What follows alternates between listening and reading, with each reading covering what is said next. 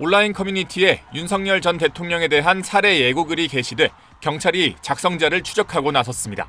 오늘 새벽 4시쯤 온라인 커뮤니티 DC인사이드에는 윤 전 대통령 주거지를 찾아 살해하겠다며 마지막 조언 좀이라는 내용의 게시물이 올라왔습니다. 게시물에 대한 신고를 받은 충북 제천경찰서는 DC인사이드 측에 게시글 보존을 요청하고 IP 추적 등을 통해 작성자 신원을 확인하고 있습니다. 앞서 한국일보는 어제 윤 전 대통령이 경호원들과 서울 서초구 아크로비스타 상가 안을 돌아다니는 사진을 보도했습니다. 사진 속 윤 전 대통령은 반팔, 반바지 차림으로 오전 11시 20분쯤 건강 미용 관련 샵들이 모여있는 구역으로 이동 중이었던 것으로 알려졌습니다. 이날은 윤 전 대통령에 대한 경찰 특별수사단의 2차 출석 요구일이었는데 소환 통보에 응하지 않은 채 자유롭게 돌아다니는 모습이 카메라에 포착된 겁니다. 윤 전 대통령은 1차 출석 요구일이었던 이번 달 5일부터 경찰의 요구에 응하지 않아 왔습니다. 윤 전 대통령은 지난 1월 대통령 경호처에 자신에 대한 체포 저지를 지시해 특수 공무집행 방해 혐의로 입건됐고 지난해 12월 7일 경호처에 계엄 관련 군사령관들의 비아폰 정보를 삭제하라고 지시한 혐의도 받고 있습니다. 경찰은 윤 전 대통령 측에 오는 19일까지 출석하라고 3차로 통보했습니다. 3차 출석 요구도 거부하면 경찰은 긴급 체포나 구속영장 신청 등 강제 수사 가능성까지 열어놓고 있는 것으로 전해졌습니다. SBS 배성재입니다. 경찰 특별수사단이 윤석열 전 대통령에게 피의자 신분으로 경찰에 나와 조사를 받으라고 통보했습니다. 지난 5일에 출석하라고 요구했지만 윤 전 대통령이 이에 불응해 오는 12일 다시 출석하라고 2차 소환 통보를 했다고 경찰은 밝혔습니다. 12.3 비상계엄 수사 이후 윤 전 대통령 소환 통보 사실이 알려진 건 이번이 처음으로 윤 전 대통령은 자신에 대한 체포 저지를 경호처에 지시한 혐의로 입건된 상태입니다. 경찰은 최근 경호처법상 직권남용 교사 혐의를 윤 전 대통령에게 추가했다고 밝혔습니다. 비상계엄 나흘 뒤인 지난해 12월 7일 윤 전 대통령이 김성훈 당시 경호처 차장에게 여인형 전 방첩사령관, 이진우 전 수방사령관, 곽종근 전 특전사령관의 비화폰 기록을 삭제하라고 지시한 정황을 포착한 겁니다. 경찰은 이 과정에서 노상원 전 정보사령관의 지난해 12월 5일 비화폰 기록도 삭제된 사실을 확인했습니다. 또 윤 전 대통령이 계엄 선포 직후 조지호 전 경찰청장과 김봉식 전 서울청장 그리고 군 사령관들에게 비화폰으로 전화를 건 기록도 파악했습니다. 윤 전 대통령이 경찰과 군 수뇌부와의 통화에서 국회의 계엄 해제를 막기 위해 국회의원 통제를 지시했는지 여부가 수사를 통해 밝혀질 걸로 보입니다.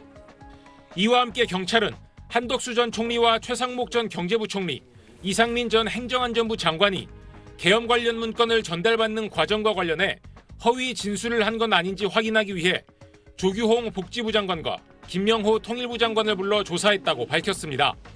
SBS 신용일입니다. 어제 오전 서울 서초구 투표소에 윤석열 전 대통령 부부가 등장했습니다. 김 여사는 한남동 관저 퇴거 이후 53일 만에 모습을 드러낸 겁니다. 투표를 마친 윤 전 대통령 부부는 검찰 수사를 언제 받을 것인지, 수사에 왜 불응하는지 등을 묻는 취재진 질문에 답하지 않았습니다. 윤 전 대통령은 체포영장 집행 방해 혐의로 입건돼 있고 최혜병 수사 외압 의혹 사건의 수사 대상에 올라 있습니다.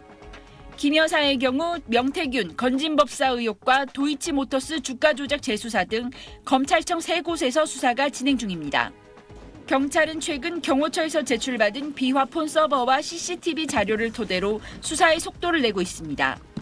검찰도 명태균 공천 개입 의혹 등과 관련해 사실상 김 여사 소환 조사만 남겨둔 상태입니다. 관건은 특검입니다. 민주당 주도로 발의된 내란 특검법과 김건희 특검법 등 특검법 3종 수사 범위엔 현재 진행 중인 검경과 공수처 수사 대부분이 포함됩니다. 이에 따라 특별검사가 임명되면 윤 전 대통령 부부 관련 사건들은 특검이 이어받게 됩니다. 수사기관들도 특검 출범 시 사건 이첩을 고려해 주요 증거 보강 및 관계자 조사 등을 선거 기간에 계속해온 것으로 전해집니다. 이재명 대통령은 대선 기간 내내 내란 세력 척결을 강조한 만큼 고강도 특검 수사가 이어질 걸로 보입니다. 내란 세력의 단죄, 내란 세력에 대한 엄중한 진상규명과 처벌, 그리고 다시는 국민에게 총구를 겨누는 군사 쿠데타는 꿈도 꿀 수 없는 나라를 만드는 거. 민주당은 내일 국회 본회의에서 내란 특검법과 김건희 특검법, 최혜병 특검법을 처리할 예정입니다. SBS 정혜진입니다. 경찰 비상계엄 특별수사단이 피의자 신분으로 소환한 인사는 한덕수 전 국무총리와 최상목 전 경제부총리, 이상민 전 행정안전부 장관입니다. 경찰은 최근 대통령 경호처로부터 계엄 당일인 지난해 12월 3일 국무회의가 열렸던 대통령실 대접견실과 복도에 CCTV를 이미 제출받아 분석했는데 앞서 이들의 진술과 배치되는 정황들이 포착됐기 때문입니다. 경찰은 특히 이들이 계엄 관련 문건을 전달받는 과정에서 허위 진술을 한 건 아닌지 확인 중인 걸로 전해졌습니다. 앞서 한 전 총리는 비상계엄 선포문을 전혀 알지 못했고 국무회의 후 양복 뒷주머니에 있는 걸 알게 됐다고 증언했고 최 전 부총리도 누군가로부터 쪽지 형태의 자료를 받았지만 보지 않았다고 주장했습니다. 딱 보니까 계엄과 관련된 문건으로 인지를 했습니다. 그래서 우리는 뭐 이건 무시하기로 했으니까 덮어놓자, 무시하자고 하고 좀 보질 않았습니다, 내용을요. 이 전 장관도 언론사 단전 단수 지시 의혹을 부인하며 이렇게 말했습니다. 종이 쪽지 몇 개를 좀 멀리서 이렇게 본 게 있습니다. 소방청 단전 단수 이런 내용이 적혀져 있었습니다. 경찰은 또 경호처로부터 확보한 비화 폰 서버 분석 과정에서 비상계엄 선포 사흘 뒤인 지난해 12월 6일 윤석열 전 대통령과 홍장원 전 국정원 1차장, 김봉식 전 서울청장 관련 사용자 정보가 원격 삭제된 정황도 포착했습니다.